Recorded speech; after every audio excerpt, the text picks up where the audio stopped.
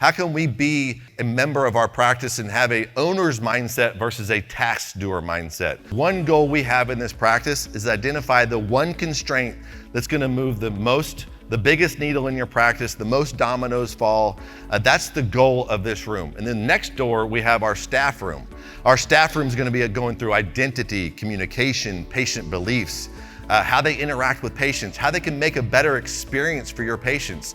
So as we're over here working on our constraint and how we're going to fix our practice and increase the flood of patients coming in our practice, or how we're going to serve them better in the constraints, our staff is going to be over there learning how do we serve our patients? How do we have a better mindset? How can we be a member of our practice and have a owner's mindset versus a task doer mindset?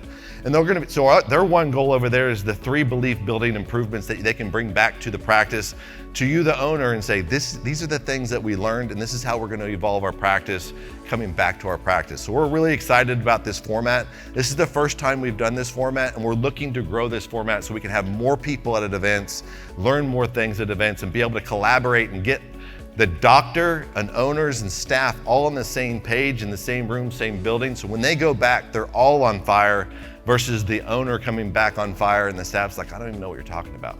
Who's been there, right? I've done this to our staff as well. I go to a seminar and I'm like, we're gonna do all these great things, and they're not on the same page. So that's the goal of this format for this weekend. So in any business, at any given time, there's one constraint that limits growth more than others.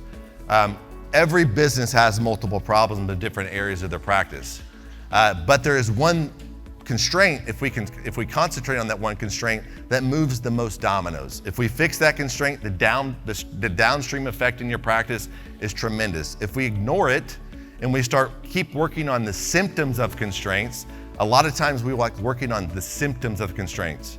And we're not aware of that. And I've been guilty of this a lot in our business as well. We gotta find out what's that main thing that's gonna move the biggest needle in our practice.